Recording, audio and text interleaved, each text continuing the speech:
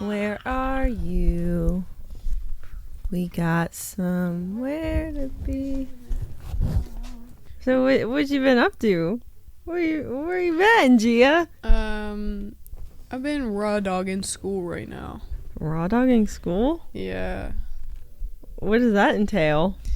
My finals are coming up for the end of the first semester, so I've been working on my management capstone with my group of 5 people. And then I have another presentation in my marketing research class, so I've been working on that and the paper for that. I also have a capstone paper I need to work on for that management class. And then on top of that, I just have an online class that I've been having us write 8 to 10 page papers once a week. And I have photography assignments. And I've been taking pictures for Westlib. I told y'all, she's a working woman. Yeah, it's definitely Did you listen hard. to the podcast? Yeah. The majority of it. I don't think I ever finished it out because the real... The second one was when me and Brian played the guessing game. Yeah, I don't think I heard that. Yeah, we made you Woman of the Week last week. Shut up. Yeah. That's why I was like, I know she definitely didn't finish it because she would have said something. No way. Oh, Aw, thanks. The vlog we filmed last night is hilarious. The intro to it is probably the best intro we've ever filmed. Yeah. We solved one of those cold cases. Well, I mean, I give us a C. I give us a C. I think so too. Maybe like a C+ because the things that we needed to see, I would have never been like, this is it. Yeah. You know what's crazy is where you did find the first clue. I was almost 2 seconds away from being like, wait, that's hilarious. One of her shoes fell off. Yeah. And I wonder if I would have said it out loud, would you have realized or something like that? Because I saw when we first looked at her picture, I saw her shoe was off, but I'm thinking nothing of it. I'm thinking like, oh, she hit the ground really hard. Yeah, so her only one shoe fell off. But perfectly set next to her. Yeah. But her foot's not broke or anything. Yeah. Oh my gosh, I guess it was kind of obvious now that we look back at it. Yeah. Because how is your shoe off when you're pushed from a 6th floor building? Yeah, we want some, we lose some. I feel like the first one that me and Brian did was way easier. Mm-hmm. We'll try again another time. Yeah, that was fun though. Yeah. I was not expecting it to take 2.5 hours. Well, I remember I've seen people do it with their whole family, because you can play with as many people as you want to. I've seen people make reels or TikToks with it, and they will be really into it. But you think of when you make a reel, you're just cutting the most exciting parts. Mm-hmm. So you only see 30 seconds of what actually happened. And so it looked like all these people were so loud and talking about things. Me and Brian did it for the first time, and the room, we poured glasses of wine, we're gonna have a fun little game night. The room was silent for the first hour and a half as we just read everything, scavenging all the evidence. The way me and Sammy tackled this case was Sammy has done one before, but I never did one before. She said her and Brian were just handing things off after they finished reading them, so that's what we did, right? But when we read something important in either one of them, we would be like, okay, so this is what this says. Have you read this yet? Yes or no? I missed that part. Or, oh, yeah, I see that. That relates to this part that you haven't read yet. Yeah. I feel like a lot of the things you picked up on, were things I overlooked. So I feel like it's nice to do it. Imagine trying to do that by yourself. Yeah, it would be over. There's no way. It would take so long. I guess it would almost take them out the same amount of time because everybody has to read both because you're going to pick up on different things. Mm-hmm. But it also just triggers something in my brain when I hear somebody else say it. I could read it, but if I hear you say the thing that I just read, I'm like, actually, wait, that does make actually, wait a second. You're like an audio learner. Yeah, I think so. I do really well when somebody's reading, but I can follow along with it. Okay. Yeah. Some people even do that with reading books for fun. Mm-hmm. They'll listen to the audiobook at the same time as they read through it. I think I gotta see it though. I have to see it. I agree. I can't just listen. No. Listening with audiobooks, when we did that readathon, listening to an audiobook was really good when I'm in the shower, when I'm getting ready, washing my face, something like that, so it can just occupy the space in my brain. Yeah. But once again, I'm doing something when that's playing. I'm never just going to sit there and stare at a wall and listen to an audiobook. Yeah, because that's crazy. The only time I've ever done that is when I've had like a migraine and I'm like, I got to do something to pass the time. Were your eyes closed? Yeah, just closing your... Well, yeah, so I guess I'm not even like... I'm probably imagining what's going on in the book. Yeah, I'm not... You were focusing on your breathing, probably. Like, you were trying to relax while it was occupying space. Yeah. I don't know, like, if anybody can sit there and just, like... Yeah, you got to be doing something. Because I can kind of learn from podcasts. Like, I used to study for the... Like, my boards for a PA with podcasts. But only when I was driving. Mm-hmm. Because that's, like, the only way you're gonna They would have, learn. like, the information that you're learning would be on podcasts? Some people made them. One of them's called, like, it's, like, Brian something is his name. And it's the physician assistant exam review or something like that. But I use that one a lot. I've been listening to Science Versus on Spotify. Have you ever heard of it? Mm-mm. So it's this doctor and all of her, like, colleagues, like, either she comes up with things that are like, oh, I just read this really cool paper, let's do a whole podcast about it, or her colleagues will bring them, like, I've been doing this research, let's talk about it on your podcast.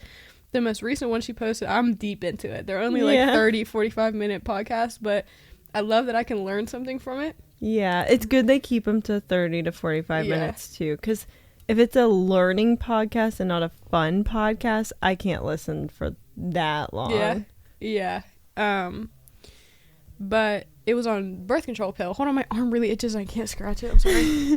It was on the birth control pill, like the hormonal pill. Mm-hmm. And just kind of like the myth busters of it, like so essentially what they collected all of these like theories where like the one where when you're on the pill you're attracted to a different type of man than you are when you're off of it. If like they studied, I don't think that's true. They studied women who, like, cis women who just like men, you know what I mean? There was that theory. There was, they studied everything that happens when you get on it. They busted that one, though? When you like different... Mm-hmm. Yes, they busted... So what they did was they showed women... So the theory behind it was that the way that hormonal birth control works is it stops your ovulating. Mm-hmm. What they did was they had these women, all these different kinds of women. And ladies, you're gonna be hornier when you're ovulating. It's just like nature. That's when you make babies. And they talked about that on there too. Yeah. They had all these women come in, and during different times of their cycle, they had them look at these modified pictures of men where one was more muscular and one was less muscular, but it was very, very subtle. Mm-hmm. And the theory was like when you're ovulating, you're gonna pick the more muscular man. Okay. Because it's like more like caveman like. Exactly. Yeah. Exactly. It's like to our roots. I can't remember if it was true or false. Yeah. But that's the theory. I don't know if you're necessarily like attracted to a different type of man. And again, this is just like hypothesizing, but I just think it's the fact that like if you've been on birth control for like 6 years, mm-hmm. I mean, you might still be horny, have good sex, but you don't have, like, your body literally creates things during the time of ovulation to prepare you for that. Like, you're gonna be more naturally lubricated mm-hmm. during ovulation, because again, it's like thinking back to the old days, like it's just making babies, right? I can tell you that another one of the theories that they tested was that women, when they're ovulating, admit that some type of like pheromone essentially to men. It's false. They had men come in and literally smell BO on women. Ew. That was one of the tests that they did, and they were like, no, we can't tell a difference between anything. They're just like, she's stinking and she wasn't. Yeah. And then they also took these like metal tubes and just scraped like sweat essentially from women at different times of their cycle, and there wasn't a difference. That's gross. So that one's false. We don't, not that we can like tell yet. Yeah, but I think if you've been on birth control for like a really long time and then all of a sudden you're off of it, everything's regulated. I mean, I think more all of a sudden you might be like, wow, I would like to have sex with that man. I would like to have sex with that man, mm-hmm. rather than like you've just been preventing that mm-hmm. sort of like being turned on in that sort of sense. And so that way you were just like, you were fine with your boyfriend for all that time because you were like, you didn't care about it. Are you on birth control? No, I've been off of it since 2020. I've been on birth control since I was 15. That's when I was on it. Yeah. Because I had really bad acne. And I got on it because I was going through like, oh, I'm really depressed, I'm really anxious, and they're like, well, 9 times out of 10, you're 15, your hormones are out of whack, right? Let's put you on something that's going to give you more. Or stabilize them at least a little bit. But now that I'm 20 and I feel like my frontal lobe is developing, I want to get off of it real bad because like there's all those myths. It's like, oh, you've been on it for so long, like you might not even be attracted to the people you've been attracted to for this entire period of time, whatever. Like, yeah, I'm happy to be off of it. It's really easy to track things once you regulate. The first year is, of course, the year you should be the most careful in terms of anything because, like, your period's just going to be way out of whack. Like, you might have one and then you might not have one the next month, or you might have too many periods. Like, it's going to take some time for your body to re-regulate. And I think you can kind of titrate down to if you want to. I just stopped taking it and then just like monitored. But I mean, there's so many ways to monitor and like when you're ovulating and how to be careful. But I mean, yeah, I've been safely off of it and happy to be off of it. I feel better off of it. Did you talk to like your doctor before you got off of it, or should I just quit taking it? I just quit taking it. Really? Yeah. What changed when you got off of it? Because I'm scared, like, I've heard people have gained weight. I'm scared that their period cramps are 10 times. Like, when I cramp for maybe once or twice. Yeah. And it just depends, too, like, on how your period was before. Like, so when I first got on it, I had 2 periods every month, and I had really bad acne. So it was just a lot. And I had, like, severe pain with it. Like, my parents thought they were going to have to take me to the emergency room one night because of how bad it was. Because they thought I had, like, an ovarian cyst or something. But it was just my uterus was mad at me, I guess. But, so that's why I got on it. And then I just got really bad at taking it all the time and, like, staying consistent with it. Like, it was right when I was starting PA school. And so I just, like, stopped taking it. The first year, I don't think it's fair to judge anything off of because, like, my periods were light and then they got a little bit heavier. But thankfully, I've still stayed regular. But, I mean, it can be pretty painful sometimes. Yeah, I'm scared. Like, the other day, I was pretty, like last week, there was one of the days there was something I was going to do, but I just couldn't even leave the house because I was so uncomfortable. So the only thing is pain coming back, which again, I could just like go take an ibuprofen, but I saw this Instagram reel that I related to so bad. And it was like women just writhing in pain as long as they can and pushing off taking actual pain medicine. Like, I'll fight till the last death before I take an ibuprofen. But then I'm like, okay, just take one, grow up. So the only thing is the pain. And then like PMS symptoms, probably like close enough to PMDD. Like, I have a really hard time the week before my period. Like, I'm crying at everything. I all of a sudden think my life is going nowhere. I think I need to completely quit, abandon everybody, go move to Hawaii and find a new job and just be like a whole brand new person. So I don't do so well with that time. But everything else, I think it's way worth it to like just be off of it. I'm really happy to be off of it. I think I'm just gonna have to thug it out. You know what I mean? Like, I thug it out as in like getting off of it and just dealing with it. I think I'm gonna have to, because eventually I'm gonna have to get off of it. Yeah. You know, like, I feel like as I'm getting older, I'm starting to realize like birth control does exactly what it's not supposed. It does what it's supposed to, but your body's not supposed to stop ovulating. Mm-hmm. My acne too. Like, I went through like through PA school, I had like a really bad and that's what era of acne. And I think it's just gonna have to happen. Yeah, and it was like, it was painful and it was itchy. I could show you some videos. Like, it was terrible, but it went away. Like, and now I just get like, I have this like random thing here, but it's like, I just had my period last week. That's why I had it. I don't know. I think the good outweighs the bad, personally. So I'm like for getting off of it. Should I finish this pack of it and then just not get a new one? I would still get the new one just like in case, just to have it. But yeah, I would just stop it. Fuck it. Let's just stop it. But you just have to be like, the biggest thing is just being smart and safe, especially during the first year. Like, because right now, I mean, I could pee on a stick and like confirm that I'm ovulating, or like do all those sort of things, take my temperature, but like I know when I'm ovulating. Mm-hmm. Like I know for 100% when I'm ovulating, but I didn't the first year. Just gotta be safe. There's different things you can get, different trackers, and again, there's different like ovulation test sticks, ladies, that you could just go get at CVS. Because you know, if you're trying not to make a baby, well, that's the time you're gonna make a baby. So, but that's the biggest thing. I think just be really careful your first year, unless you want a baby, then go for it. Right. But yeah, I think I'm really happy to be off of it. And as far as weight, I think I lost some weight in my face when I came off of it. You think so? Mm-hmm. But I also, when I came off of it, was when I moved to Savannah, and I was getting after it in the gym.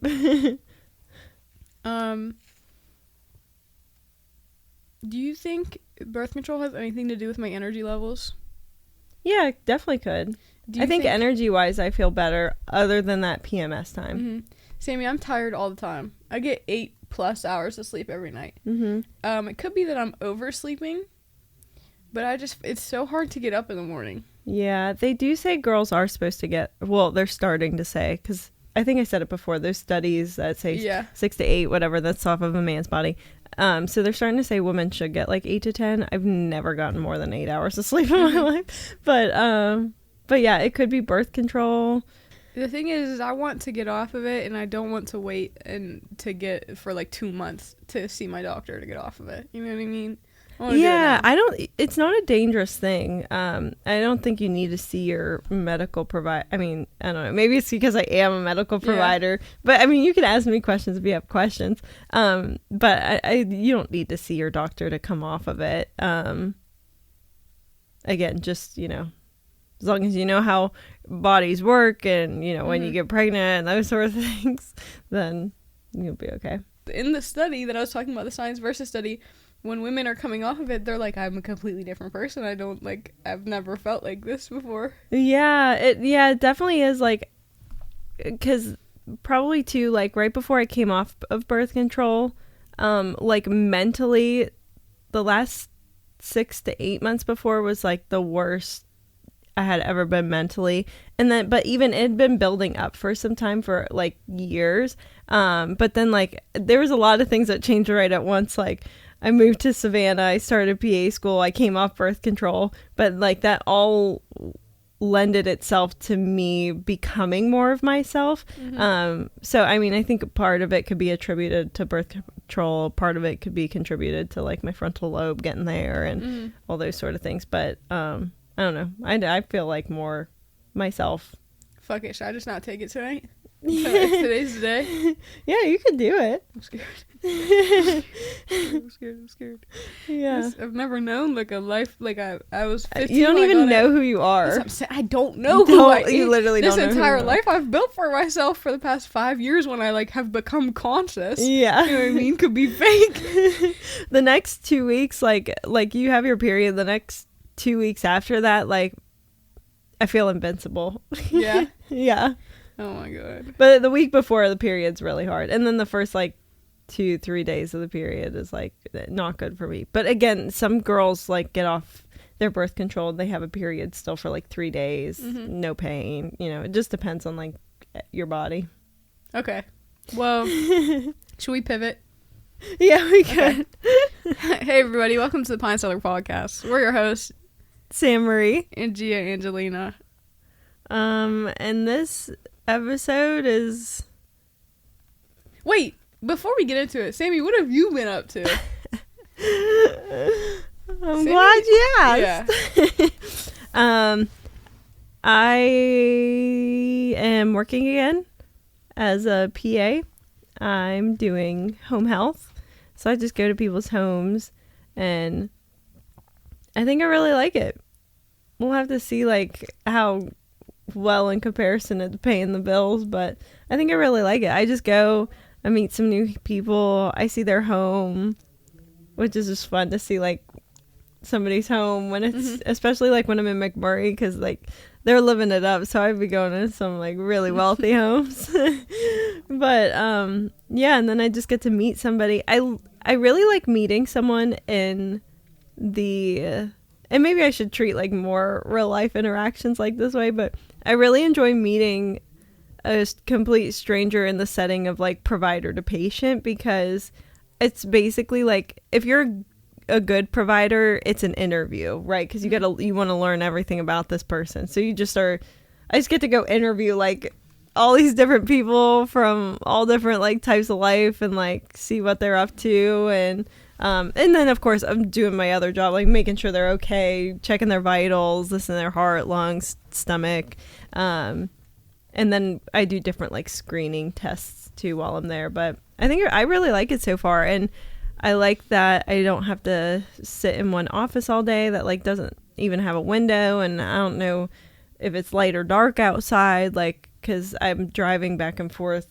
throughout like the area. So I don't know, that's what I've been doing. I really like it so far. I just got to get faster at doing it. You're supposed to like you're scheduled on the hour, so that would presume that you're really only in the person's home for 30 to 45 minutes and then driving to the next place. I'm in these people's houses for an hour 15, hour 30, just yapping. By the time you leave, you're like, okay, I'll see you next week. Yeah. Well, and I'll only ever see these people like once a year, because I'm not really like prescribing their medications or anything, but some homes you'll go to, like, they haven't seen a doctor in a year, like things could be really not so good. So it's just making sure that somebody's getting out to the community, checking up on them. If I do go somewhere and they haven't been to primary care, is it because they can't afford it? Is it because they don't know how to set up an appointment? Is it because they don't have transportation? And those are all things I can help set up for them, so that way they can get to their primary care. Nice. But yeah, I like it so far. God's work. That's what it sounds like. Yeah, I like it a lot. I wish you had more time to do things. Yeah. It's mostly Medicare patients, so it's all like older people. So like they love to talk and tell you about their whole life story, and like some of them might not have seen their kids because they live in California, so they haven't seen them in however many months, and so they're just like, they're like a little lonely, like they're happy and content with their lives, but like it's exciting to talk to somebody. And so sometimes I wish I could just hang out for like 2 hours. Like, right. What do you want to do? Should we go for a walk or the park? Like, should we take shots of Alani right now? Yeah. Like, have you ever had Alani? Do you know what Alani is? Yeah. But I wish there was a job, like, because again, there's all these things. Of course, you can like volunteer and like do those sort of things, but realistically, like, I want to have a family in probably 1 to 2 years, or start having a family in 1 to 2 years. So like, I have to be selfish for a moment and think about like financially making money and those sort of things. So like I need to spend most of my time doing that, because I'd like to pull back on work when we do have a kid. But I wish there was just a job like where you could just go hang out with like, these like lonely older people who just need a friend. Take advice. Yeah. Hang out with them, get their advice, give your advice, go grocery shopping for them, like just hang out. I took pictures for Mia's family like a week or 2 ago. Yeah. And her grandparents were there. And her grandma and grandpa are like 80-something years old, walking around, speaking to you clearly, like they know what's up. Yeah, they're kicking. Yes. And I looked at them, I was like, you guys look great. You're doing great. Like, what's the secret? Like, what do you guys have been married for what, 50 years? Like, what are you guys doing? That's like, what is the secret? They're like, you just got to find your best friend. Oh, that was that's their advice so to me. Sweet. They said, just find your best friend and then you got it. Uncle Mike loves Brian. Yeah. Yeah. Did they know that you're Brian's sister? I think so. I think they heard the name Brian or something, and they're like, are you related to him or whatever? I was like, yeah, it's my big brother. Mm-hmm. They're like, oh, Brian. Yeah, they love him because, like, even when I was in Savannah and I couldn't make it up for Thanksgiving, Brian always came. Yeah. And they were like, I forget who it was. It was either, like, her uncle or something. It was somebody, and her family was like, yeah, I think Brian had Thanksgiving with us one time, and Sammy wasn't even there. Yeah. I was like, that's probably true. I was like, that man can eat. And they're like, oh, Brian's had many meals with us before. Yeah, because he used to just go up there sometimes to like see like Mia or whatever, and you know, Brian, like, sometimes it's funny watching him meet a new person, because just how I was saying, like, sometimes I wish I would handle day-to-day interactions how I handle like a provider to patient interaction. Sometimes it's like watching him meet a new person. He's asked them 20 questions in the first like 10 minutes. But some people love that. Some people, you can see they're like tired on their face and they're like, oh my God, this guy's not, he's asking so many questions. But most people love it because people like to talk about themselves. But. And even the people who are just tired and whatever, like, I guarantee they're grateful for the way that Brian speaks to them. Just because 100%. Yeah, like Brian, whatever. Let's not too Brian. Let's not make his head too big. Yeah, he's definitely top 2 best people I know. Yeah, gotta be. Sammy just bought a house. Oh shoot, yeah. We did do that too. Sammy and Brian are literally playing Monopoly. And I tell everybody this. They're like, oh, that's so cool. That's so cool. I'm like, guys, you don't even fucking know. In 20, 30 years, like, their kids are going to have the newest things because of it. And it's going to be awesome. We'll do Brian's horn one more time. But it's because, like, he's the brains behind the operation. I was, like, the first motivator to be like, let's get a house. Like the Durham house we wouldn't have gotten if I hadn't been the driving force, but everything else after that's all like Brian, and like setting up people renting in your home, Brian. Mm-hmm. Well, except if they have contract questions. Brian doesn't necessarily know exactly what everything in the contract means, so I got to answer those too. But everything business wise is all Brian. Nice. I'm just like the technical person. So you just bought your 3rd house. What do you what's the first move? When you get in there, are you excited? Do you like it? What do you like about it? Yeah, I'm so excited. So what's really cool about this house, so it's interesting because buying a home in West Virginia and looking in Pennsylvania, it's all way different than it is in North Carolina. Like North Carolina, you can't have basements because of the clay, the red clay. Like you just can't build a basement down underneath there. Every home up here is going to have a basement. Every home up here, they're older and they don't have the, I don't know, I think it's called like an ensuite when your bathroom is just attached to the main bedroom. But this house, it has like a whole finished basement, but that's where the bedroom and bathroom's attached. And I don't think they used it as a main bedroom, but I think that's where our bedroom's going to be, is downstairs. And it's kind of cool because like you walk in this little corridor and then the washer and dryer's right there. So we'd just be like throwing our stuff in the washer, like without even having to go that far. But I'm really excited about that. And then all the appliances, like there's a gas stove. This will be our first home that we've owned that has a gas stove. I was spoiled in Savannah because that had a gas stove. But I'm most excited about that downstairs. And then I'm really excited about what I was telling you. There is what was probably the main bedroom because it has this massive closet. But I think that we're going to make that more of like an office space. Like this closet could literally be the size of a nursery. Like it's huge. It really could be. Like, but make it more like get our desks in there, get any like maybe podcasting stuff in there. But then the closet's so big, I just want all the walls of the closet just to be bookshelves. And put all the books in there, maybe put like a cozy chair in the middle of it to read in. So I'm really excited about that room. You guys should look into love sacks. When you guys get like settled and start actually furnishing like that little room. I told Sammy that, so the bedroom part of it, I was like, you guys should make it an office for like, because they both kind of have almost hybrid jobs or have been in a situation where they could work from home. we do enough things that it would be nice to have an office space. Exactly. And if we move into that, especially like with the editing and stuff, it would be really nice to get like an actual desktop at some point. And so then just like edit in there. Sammy's up at like 4 or 5 in the morning in the studio. She's leaving the house to come here so she can edit for us. Yeah. So I was like, make that an office for you guys. And then the closet that's connected to it, make it a little reading nook for you and Brian, because Sammy put Brian on to reading bad. Yeah. Real bad. He do be reading. He's reading Throne of Glass right now. Yeah. Yeah, I'm excited for you guys. Congrats. Me too. And then the other thing is the porch. I would like to make half of it like screened in at some point. The front or back? Back. There's not really a front porch. I think at some point, like if we spend enough time there, like you could make like a full wraparound porch, like so you could have more of a front porch. Your back porch is almost like a patio. Yeah, patio's the right word. Is it off the ground or is it almost connect? Like you could step off of You can step off of it. Yeah, with no steps. Yes, And correct. go into the backyard. Yep. Okay. Yeah. But make like half of it like a screened in porch. Because that's my favorite thing. Is having a screened in porch.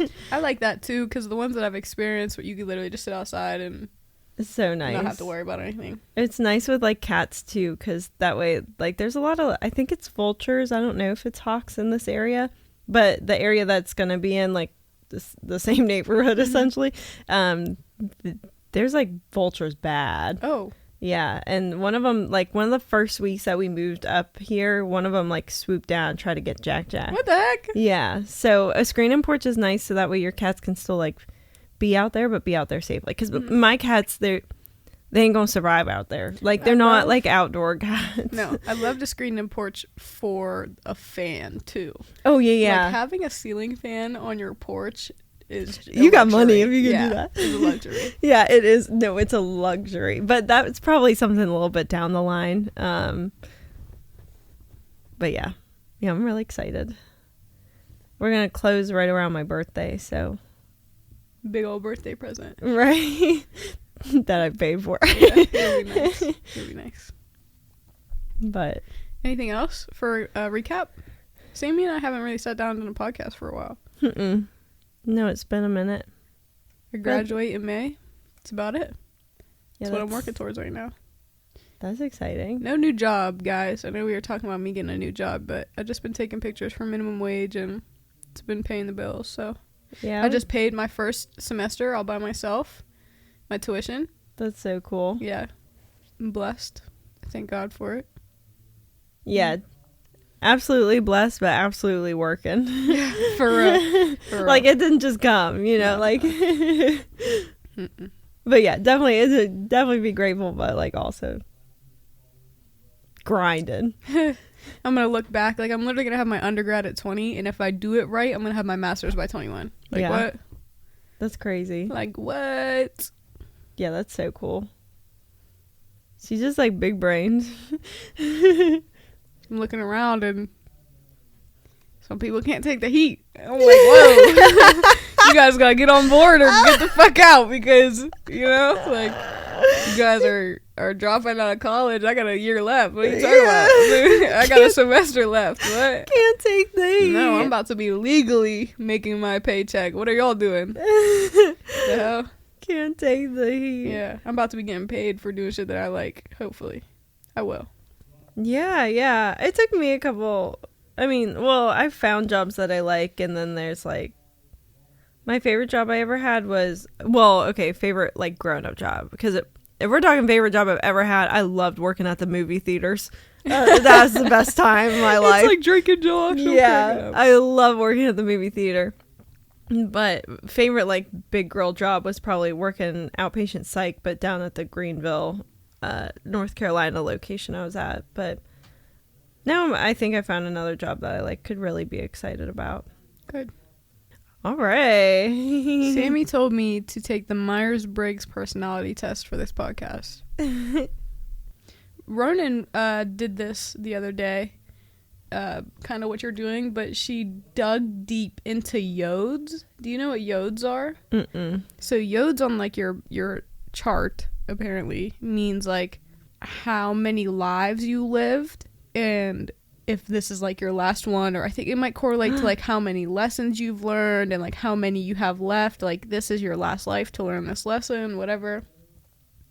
But I guess I think I have a yod in my chart. I think Ronan has 2 yods maybe. If you see the word yod, let me know. Well, I found yours, but I'm gonna pull up mine too because let's talk about our Briggs personality test. I paid $1.99 for it. Yeah, you can start with yours. So Sammy already took hers. Do you still have like your file pulled up? Yeah, I screenshotted all of it. Oh, okay, smart. So I just took mine before we started recording. I'm type 4. There's 9 types. There's reformer, helper, achiever, individualist, investigator, loyalist, enthusiast, challenger, and peacemaker. Wait, we might have taken 2 different ones. Shut up. Yeah. Wait, maybe I should take this one. This one looks cool. Yeah, go take it. Why did we both pay $1.95? It's different. Now I gotta pay another $1.95. Fuck. You have 492 Safari tabs open. I need you to do better. But leave them open. I got stuff open. Somebody's gonna hack you. Sometimes, like, I'm trying to get into a better habit of checking my bank account so I know, like, sometimes I get so scared that I'm like, don't even look at it. I promise. Like, when I spend I swear, money I'll for ignore it. I promise. When I spend money for Elf, I spend probably more than, like, I paid the rest of my tuition. I spent like $600 out of my savings, right? Like almost like $650 to just finish off my tuition, whatever. I transferred it from my savings into my checking account. After I paid that, I didn't look at it for like 2 weeks. I'm like, I need a paycheck to hit, so I just feel more comfortable, you know? Because right now I'm too scared to look. Because I don't want to look at my bank account and see less than $200. You know what I mean? But you know what, guys? That's not the right thing to do, because what if you accidentally went down like negative $1? Yeah. And now like, you're fucked and up. now if you waited 2 weeks until that paycheck hits, now you're gonna be negative $400 in the ground. What if instead of giving you your personality type, it just gave you an ad for BetterHelp therapy? I'd be upset.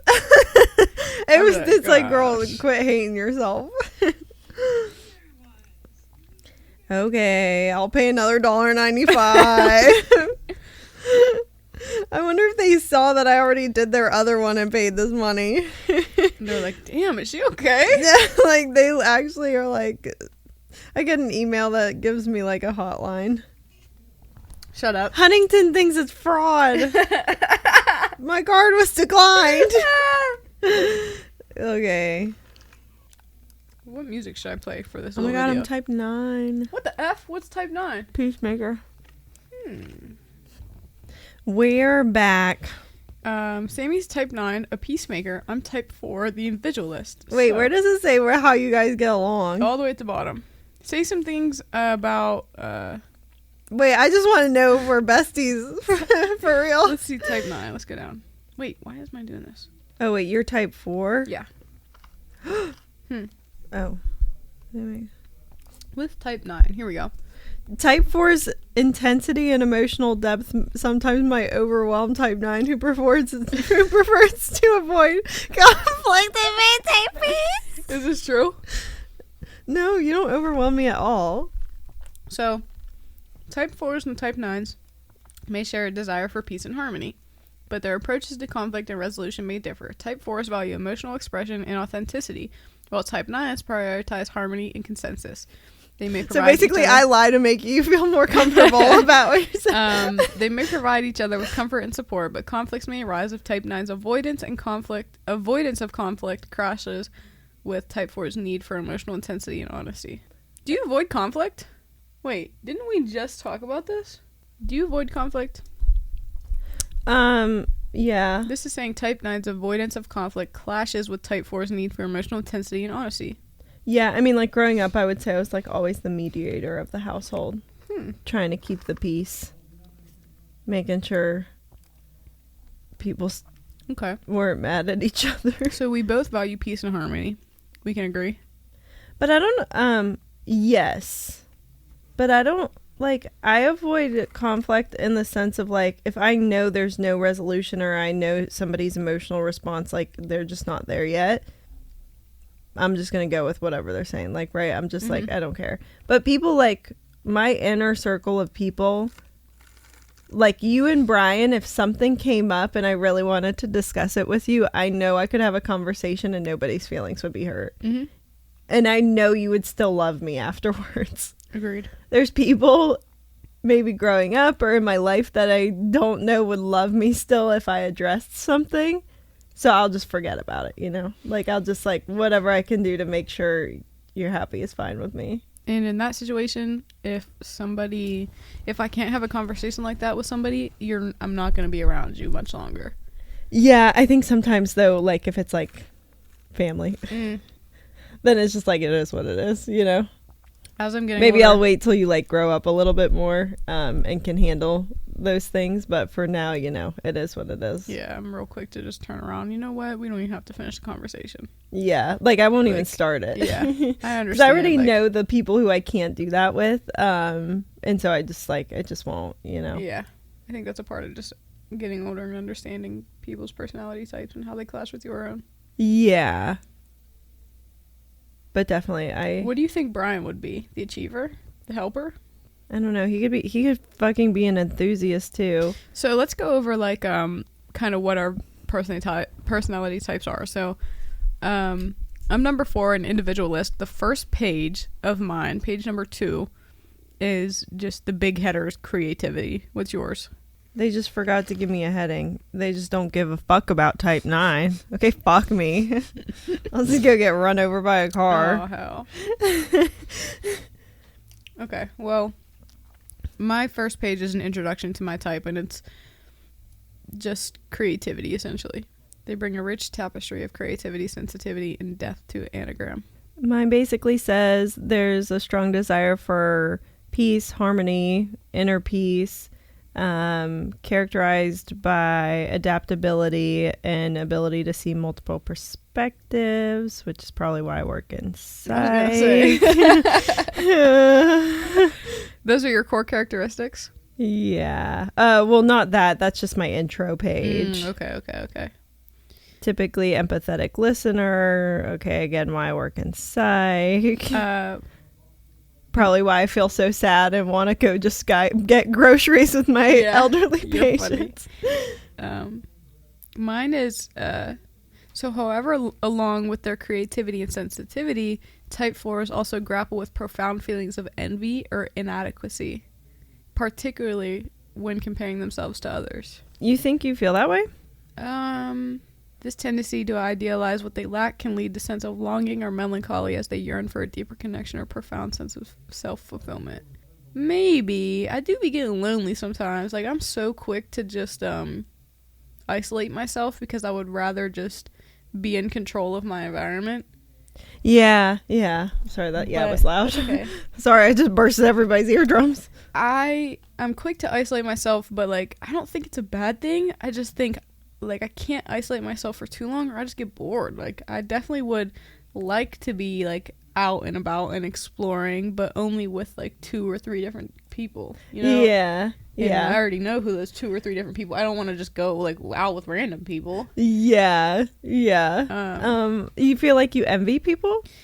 I don't really know, because it's like, I mean, it's okay if you do. I feel like that's, like, it just happens, but I look at you and I would think, like, you're the most confident person in the room. That's not, like, I'm trying to think. Like, you are yourself. When I think about, like, if I would want to be somebody who does things better than me, I know they're not doing the things that I do better than I do it. You know what I mean? Like, like, yeah, you could squat 350. You know what I mean? But, like, I got other shit going on that you don't even understand. Like, in the best positive way. Like, you can't sit down and figure out, like, a path that nobody's ever taken like I can. You know what I mean? So I don't really know if maybe envy as in, like, they got it before I did. You know what I mean? They beat me to it, but I'll get there. It just might not be how you're doing it. Yeah. Maybe that way. I mean, everything in these isn't going to necessarily be true. Because this says they're like my tendency to prioritize others' needs can sometimes lead to neglecting my own goals, which I think was previously true. But I think now that it's like me and Brian and we're a team, Brian loves achieving goals and he loves to like help people achieve goals. So he's like provided a safe space for me to be able to like go after my own goals. So I think at one point this was true to me, but it's not anymore. But it's because of like the person I've chose to be my partner. This is so weird. Like, I feel like my personality contradicts itself. They are deeply attuned to the nuances of their inner landscape, using art, music, writing, or other creative outlets as vehicles for self-discovery and personal growth. But I'm envious of everybody else? Yeah, I feel like that part's probably not true. What are your core characteristics? Yeah, let's talk about I have those. 7 here. I also have 7. Go ahead, go through yours. Desire for harmony. So like I don't like people beefing or my chest hurts. Adaptability. Yeah, I'm pretty adaptable. I've only moved at least 20 times. Desire to merge. Avoidance of conflict. Inner stability. Tendency towards inertia. Empathy and understanding is my top 7. Okay, so my first one is emotional depth and intensity. I'd say I'd get it from my dad, maybe, because my dad's real just in his own brain. Yeah. The emotional depth fuels their creativity and gives them artistic and okay. Number 1, emotional depth and intensity. Number 2, creative and originality. 3, authenticity and self-expression. 4, longing for meaning and connection. 5, tendency towards melancholy and envy. 6, introspection and self-reflection. 7, desire for authenticity and depth in relationships. And 8, embrace of individuality and uniqueness. I feel like all of those are you, except, again, I just don't see envy for you. I'm going to look through this melancholy and envy, because what are you talking about? Despite their creative gifts and emotional depths, type 4 may struggle with feelings of melancholy or envy when comparing themselves to others. They may idealize what they perceive as missing in their lives, longing for a sense of completeness or belonging. This tendency towards melancholy can both be a source of inspiration and challenge for type 4, shaping their creative output and influencing their relationships and interactions with others. Like, I just don't see you as an envious person. Like, I was saying it in the last podcast when I shouted you out as Woman of the Week, but, like, walking on campus, like, with Gia, I don't know anybody there because Brian graduated however long ago. Gia sees some random girl. I don't even think she knows this girl, and she's like, your hair looks great. And then she sees somebody else, and she's like, those shoes are awesome. Like, just, like, complimenting people. Like, I don't see you as envious. Maybe a little bit of that said the loneliness that you were talking about, but I also think some of that is supported like by the fact that, I mean, like, no matter where you are in life, like, you always know you're gonna have that family unit, like, you know what I mean, like, you guys have a strong family unit. Like, I think if you came from like a less stable and loving home, maybe that envy could like kind of come through. Yeah, but like, I don't know, I just don't see that for you. But again, I don't think everything on this is going to be 100% true. What's next? Primary motivations and fears. They fear being overlooked or unappreciated for their unique gifts and talents, leading to feelings of inadequacy or unworthiness. Well, hey, you're the most unique person I know. I do be getting like when I do something really cool, I want people to see it. You know what I mean? I want people to like appreciate it. Yeah, because you be doing cool stuff. Thanks. She is 20 years old and just paid off her student debt. That's crazy. That's like, I'd be bringing it to people's attention. I'm not going to put it in some rando's face, but like my family, like the people's who opinions matter to me, I'm going to put it in y'all's faces and be like, tell me what you think. Yeah, but those people want it in their face. You know, like, I want to see your accomplishments. Thanks. I fear conflict, disconnection, and separation. I fear losing myself and others' expectations, because that could lead to a lack of identity. And I fear asserting myself, risking rejection. I also fear rejection in here. I feel like everybody fears rejection, right? Oh, I lost my report. Oh. It's probably somewhere in those 400 tabs you got open. Shit. Dude, I do have a lot of tabs. I keep every tab open forever. But Sammy's got shit from high school on her tabs. Yeah, for real.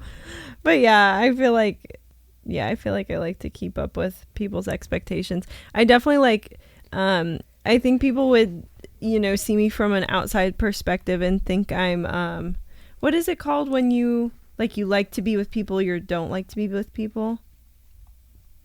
Introverted and extroverted? Yeah, people would think I'm really introverted. Because I can be quiet if I don't know anybody in the room. I'm not gonna walk into a room full of strangers like Brian and be like, hey y'all, what's up? Pretend like I know everybody.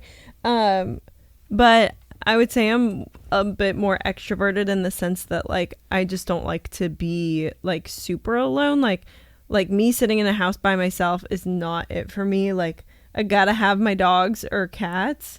And then also I would rather be at home, even if we're doing our own thing just together. So me and your mom the other night, we're sitting on the couch and she's watching Wizards of Waverly Place, but I'm reading my book, but we're there together sharing the space. Yeah. I love to coexist. I don't really like to be lonely. So I would say, yeah, I definitely don't like to be disconnected or separated.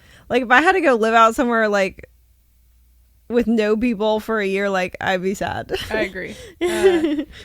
I love to coexist, and it goes with my favorite activity. I agree. I agree 100% because I don't like to constantly be right on top of somebody. You know what I mean? Yeah, I want to be able to exist and take up my own space and do what I want to do.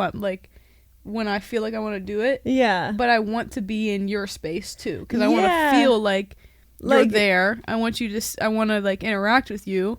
My legs are probably on your lap. Agreed. But we're doing two different things. Agreed, yeah. I was talking about this with some friends and they were having, things with their boyfriends playing video games for too long or sports and stuff and them watching the game. And I'm I just don't necessarily personally relate to those types of conflict because, again, Brian turns on the Steelers game. This is perfect. It's perfect. That means I get to spend the next 4 hours reading my book, coexisting, eating some snacks, and that's all I want in life. As somebody with ADHD, this is so perfect. Coexisting, they call it a body double, right? So I don't think I've ever heard that. Essentially, the idea of a body double for people with ADHD is somebody is occupying the space that you otherwise would be occupying. Somebody is doing what you would be doing otherwise. Now you can get work done.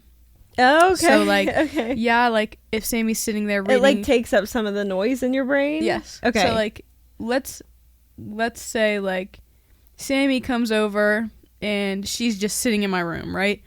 Now that, Sammy is relaxing, doing her thing, and now that she's just there and I have somebody to interact with, maybe I can go and do my laundry and fold my laundry and literally just maybe put on a TV show and just get things done. I don't know what it is about it, but just now that somebody else is here, in it. Maybe it's just somebody else is maybe holding me accountable or just the fact that I don't know what it is, but that too. Yeah. But yeah, and then it's nice too because if something does come up or you do want to say something or your mom's watching Wizards and she's scrolling through her TikTok, she sees something funny, I can still remove myself from my book and still laugh at what she's saying or whatever it is. But then we go back. Right. And then we come back and then we go back right. and forth. But I feel that's how you found a real unit of people is we can do that and it's okay. Nobody's mad that I pull my Kindle out. Nobody's mad Gia pulled out her Nintendo Switch to play Animal Crossing. When we go to the I love doing things like that too. When the pickleball tournament was happening, I'm gonna tune in a little bit oh, Brian's playing, cool, okay. Gia pulled out her Animal Crossing, I pulled out my Kindle. It was when Brian and my dad were at their pickleball tournament. They're obviously participating in the pickleball tournament. Sammy's on her Kindle, I'm sitting here on my Switch, my mom's doing on her phone. We're all three still having a conversation. Yeah. And sometimes Brian would come over, bring us a bag of chips or something, sit down for 2 minutes, and then disappear. Yeah. You know what I mean? And so we're all coexisting and like sharing each other's company, spending time, but we're still doing things that each one of us enjoys. Agreed. Yeah. That's awesome. I'm happy we can all do that. Yeah. What are your practices for relaxation and self-care? Type 4s benefit from relaxation techniques that promote emotional release and self-care. Activities such as meditation, yoga, or nature walks can help Type 4s quiet their minds, reconnect with their bodies, and find sense of peace and grounding amidst life challenges. Do you feel like you like all that stuff? I would say I it love sounds all like that you stuff. love that stuff. Yeah. I was going to say, like, yoga's so good. Yoga's the only time, as long as it's a good instructor, yoga's the only time I've ever turned my brain off. Yeah. My brain didn't necessarily, like, become quiet during yoga because I was still, like, telling myself to breathe and, like, oh, this kind of hurts. Oh, this, like, feels really good. I want to stay my here. back. Facts. Oh, my shoulder. Facts. I can't hold my arms up any longer. Agreed. Oh, that sweat really just got into my eyes. Yeah. My eyes burn now because I had sunscreen on my face. Last year was like probably the first and only couple times that I actually meditated, where I would sit there, turn everything off. The only thing like in my room would be lights. You know what I mean? Mm-hmm. I'd sit there, crisscross, applesauce. would close my eyes and just focus on my breathing. That's the only time I've really ever meditated. Meditation's a crazy achievement. I don't think I could ever. The only time I feel like I achieved meditation is, again, if it was like a phenomenal yoga teacher and then they crack open those frozen lavender cloths and we're going to sit in, is that vinyasa or I'm not sure what it is, but you like sit there for the next 2 minutes and then they hit that gong. And gongs and those sort of noises are so good for people who like ears are always ringing because it can really like, I don't know how to explain it, but if you have ringing ears and you ever hear a gong in a space like that, like you can do sound therapy and those are like gongs and bowls and stuff. You should get some of those. You can get them almost like a lot of different places. Yeah, it brings a lot of peace to the ringing of ears.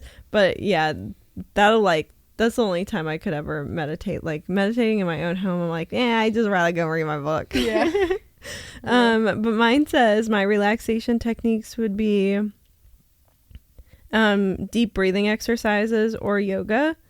I've definitely tried deep breathing because I used to, again, anxiety girly, and so I used to go to therapy and stuff, and they're always like, you gotta do deep breathing, and so I'll have a phase of it where I'm really like using it, and I'll do like box breathing because if I'm really panicking, it's the easiest way for me to remember how to breathe, and it's just like you inhale for 4, you hold it for 4, and then you exhale for 4, and then you hold that for 4. But I don't know, sometimes it doesn't work, but yoga for sure.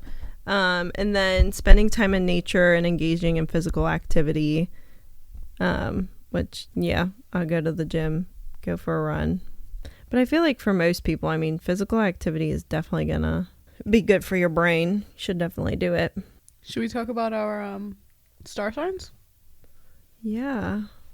I can't believe they said that Gia would overwhelm me. I wonder, though, if you would overwhelm me if, like, we were the same age and, like, we just, like, met in school. Mm-hmm. Maybe. Because I'm, like, when I get, like, on a kick of, like, I was on the phone with Sammy. I was coming off the hill the other day to come home. I was on the phone with Sammy almost the entire drive home just freestyling. Yeah. Like, reading off the names of the billboards, you know what I mean? Like, every sign that I saw, it was just something I had to get out of my system. And Sammy sat there the whole time, but she was like, did it help?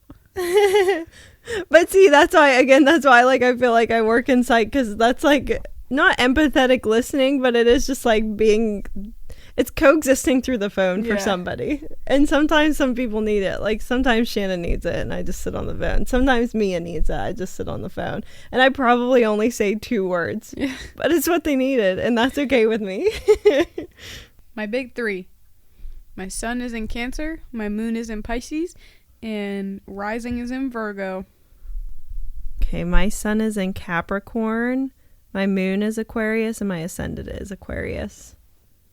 So tell us about your sun. I think sun is like your main one. Oh, it was perfect. Perfect. Cancer is ruled by the moon. I talk to the moon all the time. I won't lie to you, and I call her Luna too. which gives people born under the sign great emotional sensitivity. They are thus often reserved and shy. I definitely would disagree. What are you doing over there? I lost my thing. Okay. Yeah, so you talked to the moon. That's where I lost you. Essentially, Cancer is ruled by the moon, which gives people born under the sign great emotional sensitivity. They are thus often reserved and shy. I would probably, maybe on the outside, reserved and shy, but like once I'm comfortable, it's not even close. Yeah. Their reasoning. Gia doesn't hold back a thought in her brain. Not even. But we don't want you to. We don't want you to. I farted in the mall the other day. It was crazy. Their reasoning, thinking, and behavior are very dependent on their mood. And this is the reason why they like to depend on people with strong personalities and choose partners they can lean on. These people love their home. I agree. Cancers are crabs. And I like had a working theory where like I relate to my horoscope animal. Yeah.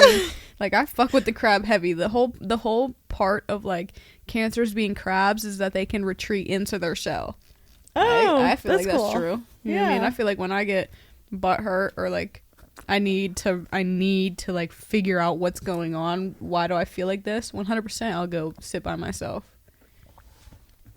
But you feel good sitting by yourself, right? Yeah, or like it's I a feel bad like thing? No, I think it's a great thing because I feel like in order for me to truly understand what is happening, I need to take care of myself, and by taking care of myself, I need to be by myself.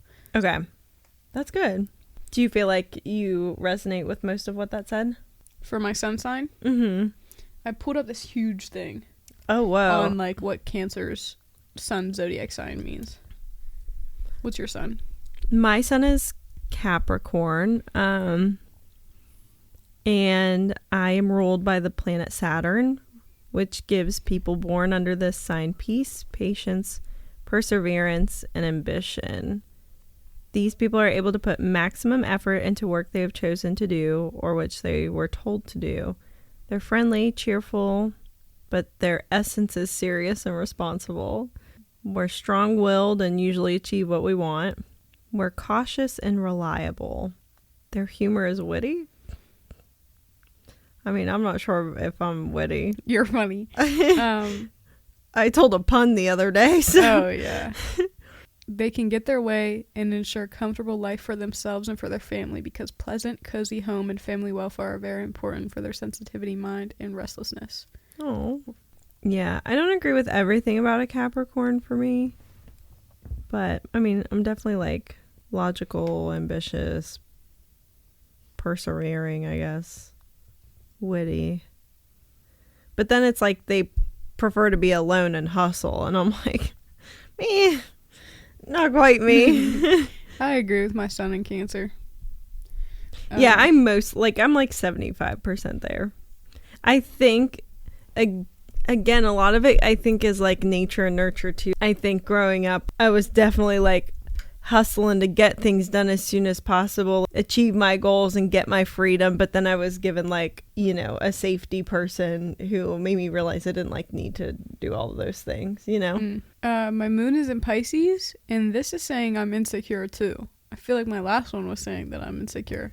I feel like you're not insecure. I don't know. Am I insecure? Don't let me make it question you. No, because basically they say Capricorns are like just a mean, stuck-up bitch. Oh, okay. Do you think I'm a mean, stuck-up bitch? No, I don't think so. Okay. I just leave crying today. I mean, I think if you've if you've wronged someone who's really important to me, I will forget about you, remove you from my life, and that's it. So I could be mean in that sort of sense. But I'm not going to come after you, your livelihood, your family. I'll just simply... But yeah, that's the only way that I think I'm like particularly mean is just like I don't really care, you know, you walk all over me, it doesn't really matter. But like the second you do something to Gia, the second you do something to Brian, the second you do something to like Shannon, like I've forgotten about you months ago. I forgot your existence. But I mean, if you hurt my feelings, I'll just like pretend. But my moon's in Aquarius. My moon in Pisces says you have the tendency to have habits and alcohol or drugs may become one of them. But there are only substitutes, and you need to figure out what your soul really needs. Instead of searching for a ship of your dreams, you should become a lifeboat. Gia doesn't drink alcohol. Nope. I really don't either. Yeah. I think I just fucked up. I think like being way too young, I was drinking alcohol. But it wasn't like I was drinking alcohol like in my bedroom, you know what I mean? I was like 15, 16 years old drinking a bottle with my friends at a party. But why are you 15, 16-year-old finishing a bottle of Pink Whitney and brunettes, you know? Mm-hmm. Yeah. I just did too much. Like, why were any of us drinking in high school? It's not good. Like, the taste of alcohol, I'd rather just, like, I don't know. The taste of alcohol, the way it makes me feel, it just doesn't taste good. Mm-hmm. My moon's Aquarius, which means my emotions can be complicated. You want to be free from negative emotions such as fear, anger, and jealousy, but it can lead to the fact that others expect you to be incredibly tolerant when they display such emotions. You feel this is true? Definitely. It says I'd be a good psychologist. Guys, wait a second. Where's mine? What the F? I chose the right career path. Well, I'm second. actually kind of taking a break from it, though, but that's okay. It's important to you that there's friendship between you and your lover. You guys are besties. Besties for real. It says I can be moody.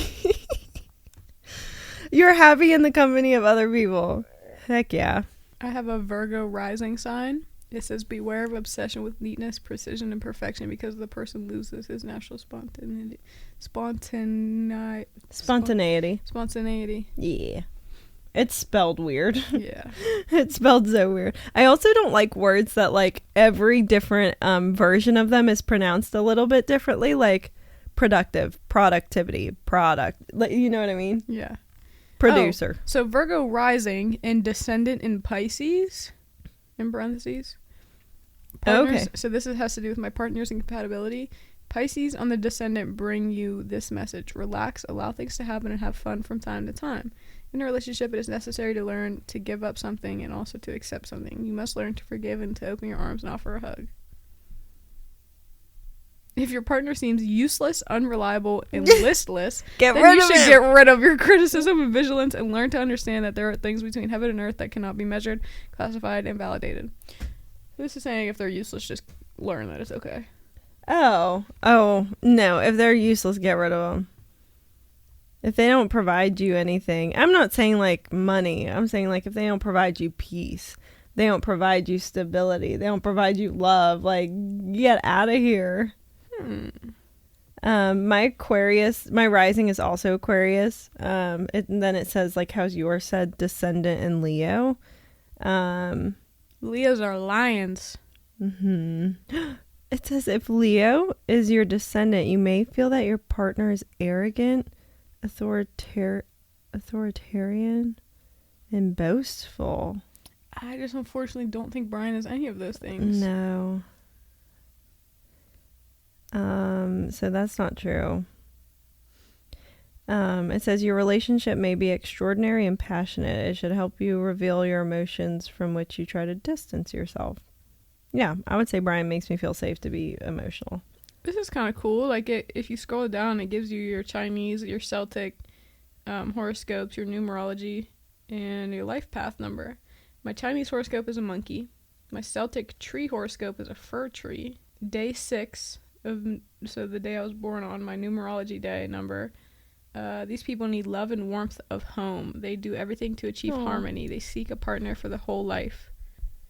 They're kind, sensitive, considerate, and ingenious. They love their family and other people. They live ordinary married life. Oh, that's cute. My life path number is 1. These people like to be leaders. They have courage and inspiration, and they are active and creative. They give priority to individual success and have the ability to use their initiative and determination to succeed. They should devote more time to other people. It's good to praise them. It's good to praise them. Me continually praising Gia. Oh my god. Hey, I just get you. Thanks, buddy. I was literally saying, I like that for you. Praise them. Thanks, buddy. I do so good with praise. It makes me feel so good. Mine's day 31st. My day number. Oh, excuse me. These people are very bright. They are discreet and willing to do everything to achieve success. They like company and spending time with intelligent people. Communication is important. communication is important, but probably not just for me. I think for everybody. My life path number is 6. These people will have to make choices very often, and it is necessary to make right decisions in the face of emerging opportunities. Romantic relationship, family, and home are the foundations for success. They like helping others. So basically, I should just keep being a psychiatrist. Fuck, I can't believe you got it right like that. Dude, that's crazy. But a lot of the times when I read this, like, I get the ways in which I'm a Capricorn, but I feel seen by Aquarius, if that makes sense. Like, Aquarius gets, like, my emotional state, and, like, Capricorn just gets, like, not like a facade, but maybe, like, a little bit of a facade. Like, I just need to, like, I need the goals and success to provide the stability in order to feel like I can, like, be myself and have my emotions. Okay, so you need to get there first to be able to relax. Yeah. I want to know where it says what I should do for work. Yeah, why did mine literally tell me what to do multiple for work? times? Like, yeah. Should we talk about her? Yeah. This week's Woman of the Week is Ariana Grande. We're going to go see her in theaters tonight. In Wicked. She's 31 years old. Her birthday is June 26th. She's also a Cancer. 1993. She's a singer, songwriter, and an actress. She is known for her 4-octave vocal range. She can hit that whistle note, huh? Mm-hmm. I think I first saw Ariana on Victorious. Yeah. What about you? Yeah, Victorious. Frankie Grande is her sibling. I saw something the other day on TikTok where somebody was watching, like, Big Brother. I think that was the show, and Frankie was on it. Mm-hmm. And somebody's boyfriend was like, they were talking about Wicked, and their boyfriend was like, oh, isn't that like Frankie from Big Brother's, like, secret sister that he had? Isn't she in the movie? They were like, are you fucking serious? Like, give her the credit she deserves. She does eat very hard. I do love her so bad. She was in a bunch of the little shows I watched as a little kid. She can sing for sure. Mm-hmm. She was in love with Mac Miller, so we love her. Yeah. I feel like she made Pete Davidson famous-er. I think so too. I didn't know who he was until she brought him out. She made women love that man. Agreed. A big thing with Ariana right now. So obviously Wicked. But yeah, have you seen excited. Like the, in quotes, Wicked curse? Like, have you seen? So Ariana before she started filming Wicked, and Ariana after she started filming Wicked. So this is her after, right? Mm-hmm. She just looks very snatched. It doesn't, like, she looks borderline. Like, she's maybe not eating enough. I think the blonde hair doesn't help it either. Like, the way it blends into her skin too. Mm-hmm. Like, I think she would look a bit more. Mm-hmm. I think I was just used to seeing Ariana when she was maybe, like, in her 20s, maybe just a little bit more, like, baby fat almost. Yeah, well, and then there was a point in time, like, I think she said that she had, like, during her Thank You Next era wasn't a great time of her life, and her face is definitely more rounded out, but I think she said she had, like, her fillers removed.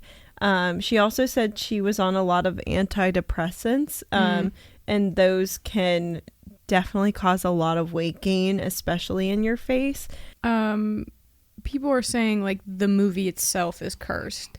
So this is essentially the theory, is that, like, in the original movie with Judy Garland, the producers were just telling her she needs to lose weight, she's very fat, and they were giving her stimulants to do so, which ultimately led to her death. In the remake of Wicked with Ariana Grande and Cynthia, people are, like, theorizing the same thing, and calling it the Wicked curse. But there's also another theory of, like, theater kids who are like, these women have wanted this role their entire, like, this is huge, you know what I mean? Yeah. For an actress, this is huge to do something this classic. If you go back to OG, like, Ariana Grande interviews, all she's ever wanted to do is play Glinda. Mm-hmm. Oh, and that's, like, another big theory is why she looks like this. This is very emotional for her. This is, like, I've done it, you know? Yeah, like, she's like 31 years old, and she just, like, achieved the dream of her, and so now life. She's got to figure out what to do next. Yeah. But Yeah, so Ariana Grande is the woman of the week. We love you. I love you. I don't know if Sammy loves you, but no, I you were do. a huge No, part of my childhood. I still listen to Ariana Grande. Yeah. My favorite album, Sweetener. She's a boss. Absolutely represents women amazingly. But like in the interviews of her and Cynthia of Wicked Now, like they're both crying, like absolutely just in love with each other, infatuated. They have like 5 new tattoos dedicated to the movie, but like taking a step back from, maybe they do look a little sick, maybe they do look a little deprived. They've probably been working for this their entire life, and they finally got it. It's probably very, very sentimental to them. Yeah, and they've been working on it for like 3 years now, I think, or something like that. Yeah, it's crazy. Yeah, and I just think too, like, I don't know, like making your own vast generalizations about how like a woman's body looks, like when everybody looks different on camera versus in person, and like with all the makeup done and like wearing different corsets and different things, and then just like you just don't know what's going on, so like maybe just like refrain from that. Do you have a favorite album? No, because I didn't really listen to her music like that. Oh yeah, see, I'm ready for every album to come out, but I'm like definitely big like pop girly, so. But I yeah, did like my Thank favorite. You Next. Yeah, but, I love Thank You Next. I didn't listen to Eternal Sunshine. I might have heard a few songs off of Positions. Dangerous Women was like when I was a kid. I've definitely heard that. Yeah. Yours truly, I don't think I've ever listened to in 2013. Really? Honeymoon Avenue? It's fine. I'm not like, I haven't gotten into pop yet in my life. Yeah. You know what I mean? Like, a lot of people love Sabrina Carpenter, Olivia Rodrigo. Like, I'm not going to sit there. I think this camera's about to die. Uh-oh. I'm not going to sit there and listen to those albums. I'm more going to sit down and listen to, like, rap albums or R&B albums. That's just kind of the stage of life I'm in right now. Yeah, like right now I get in the car and Gracie Abrams is on immediately. Okay. We're going to wrap up because I have to go pee real bad, so. And she has to go. Remember when I was like, oh, we'll be out of here at 12:30? It's 12:29. I don't know what the F happened. It's Somebody the took our mouse. mice. Yeah. Yeah. Anyways, thanks Bye. everybody for tuning into the Pine Cellar Podcast. We're your hosts, Gia Angelina. And Sam Marie. And we love you guys. Shout out Ariana Grande. We can't wait to go watch this night in Wicked. And get a blue slush. Maybe some junior mints.